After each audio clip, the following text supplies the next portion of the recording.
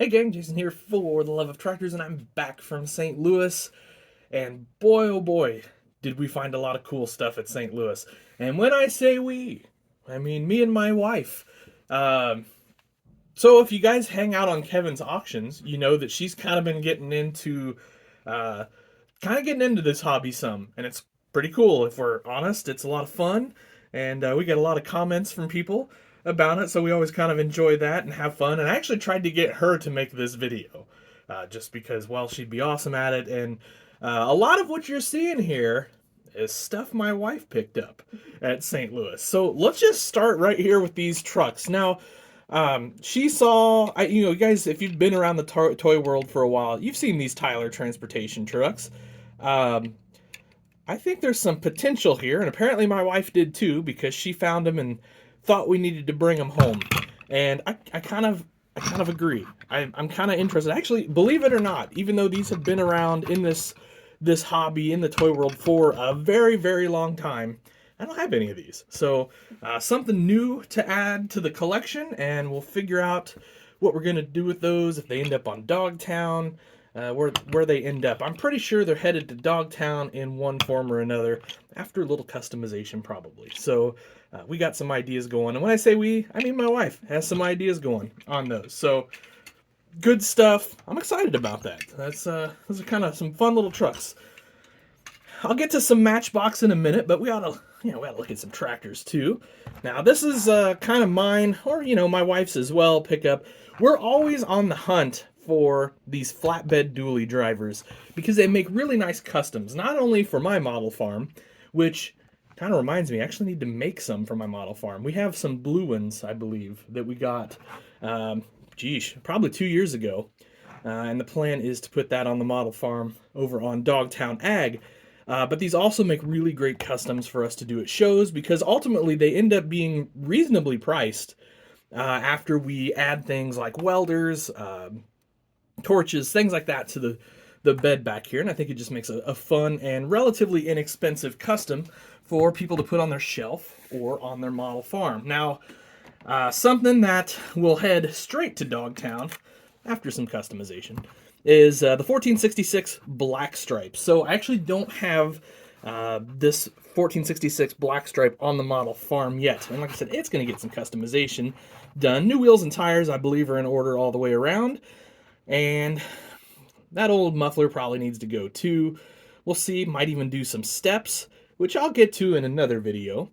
And, just kind of the typical hood seam fill. Might even throw a belly tank up under there. Who knows? We'll see. Just depends on the kind of mood I'm in that day. And we'll probably try to get a 3-point on this one in particular. And then I also grabbed myself a nice 806 open station to do a little custom work too. So one thing I really like about these 806s, they have a really nice seat on them actually. From, as far as Ertl goes, and they're kind of stock seats, this is one of the better ones. So again, probably a wheel and tire swap is in order. We may keep this narrow front. I don't know. I've been debating on doing like a wide front, a steerable wide front, or a steerable narrow front. So you might let me know in the comments down below which you would prefer to see on that. So let's get into some of the Hot Wheels stuff, then we'll get back to tractors. So my wife thought we needed a Golf. This would be a Mark 1 GTI. Volkswagen fans know, kind of a legendary car, and this will look cool over on Dogtown. And I don't know, might even do a wheel swap on that. I do have some kind of aftermarket wheels that I think would look really good on this Golf. So another project my wife was thinking of, she's always kind of got ideas cooking.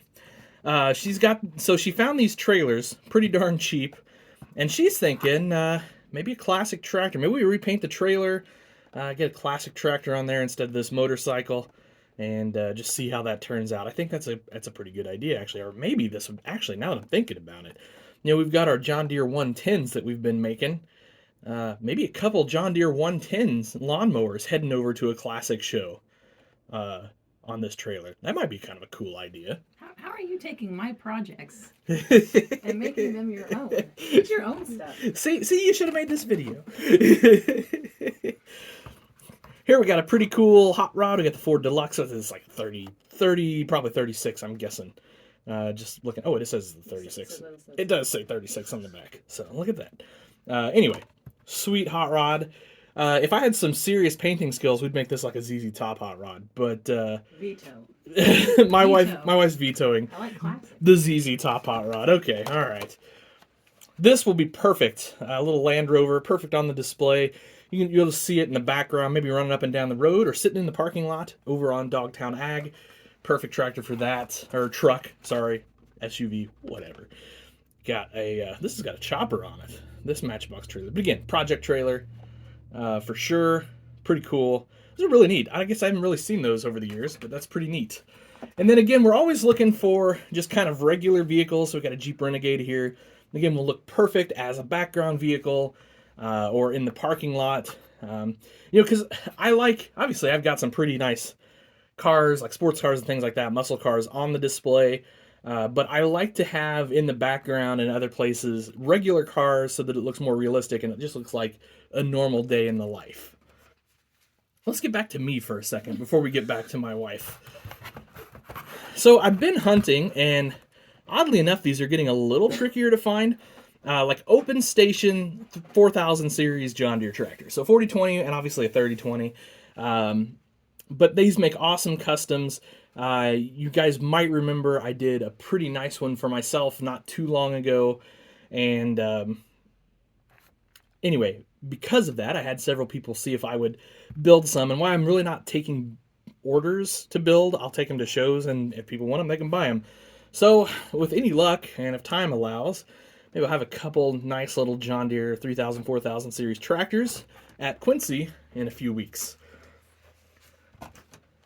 It's another wife find project here. F100 Ranger XLT with the camper shell on there. That's pretty neat. She did a pretty good job picking that one out. I love a camper shell. Yeah, she's a camper shell kind of gal. Anyway, pretty cool. Look at that chrome bumper on the back and everything. That's a pretty nice truck. You really have to give it to Greenlight. Greenlight absolutely does a great job when it comes to their trucks and cars and things like that, especially when you consider the price point that these are in. Pretty nice job. So awesome job there. Greenlights. Another 1466. That one's also an FFA. Now, check this out. So this is, I don't know, like what is this? Austin Public Works flatbed. But it also happens to be orange. So little acetone and a Q-tip, and all those Austin Public Work decals will be gone. And maybe we can come up with a little Alice Chalmer decal and have a nice trailer behind this, pulling some AC tractors headed to a show. So that was my idea, FYI. Stop stealing my good stuff. This is my wife's idea. Anyway, that's pretty cool. That's going to be really neat. Another one of these fellas with the flatbed. And then last, certainly not least of this video, and by the way, there's going to be many videos from St. Louis, just to put it lightly. Got a 6030. Now notice the price point on these is about $12. Not bad, actually. I was fully prepared to pay like $14-15 for these. So I picked up several of these 6030s. These are the row crop ones. As you guys know, we had the Wheatland version not too long ago. The only thing, I mean, not the only thing, but this will get new wheels and tires, of course. It already has the weight stack up front, which I kind of appreciate from Ertl, but I would almost rather put my own, just from a realism standpoint. But I'm not going to grind that off just to put weights back on it. So we'll just leave the weight stack the way it is up there. Otherwise, really cool looking tractor. This is ripe for things like a fender radio. We'll probably change out the breather and exhaust on it. That breather feels a little tall to me. Even though, I guess if you're looking in the picture in the background, though, that's pretty much spot on, huh? Oh, oddly enough, check that out. Wheatland fenders on the card here. I find that interesting. We got the row crop and the Wheatland. They apparently couldn't find a row crop 6030 to get a picture of. But anyway, I think Ertl did an excellent job with these tractors. So these are going to make some really nice customs. Looking forward to that. So, I think that's going to do it for this video.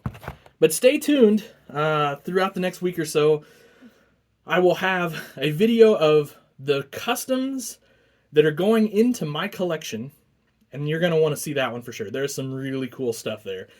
And then I'm going to have some project videos. So we'll have the Farm Factor 3D parts and projects I got from Jeff over at Farm Factor 3D. And also got some nice tires from my friend Adam Sunken. And then we'll see. Got tons of videos from the displays. Those I will do as shorts because I kind of decided that might be the best way to do those. It's just kind of a quick short. That way you can upload it. You can look at it at your leisure. You don't have to sit down for 10 or 15 minutes. And plus, Jason of Toy Tractor Times was at St. Louis, so he's going to have some awesome video of those displays. You know he will, so I'm sure you guys are excited to see that as well as I am. So really looking forward to that. Anyway, guys, that'll do it for this one. Thanks for watching. Have yourselves an awesome day. Happy tractor hunting.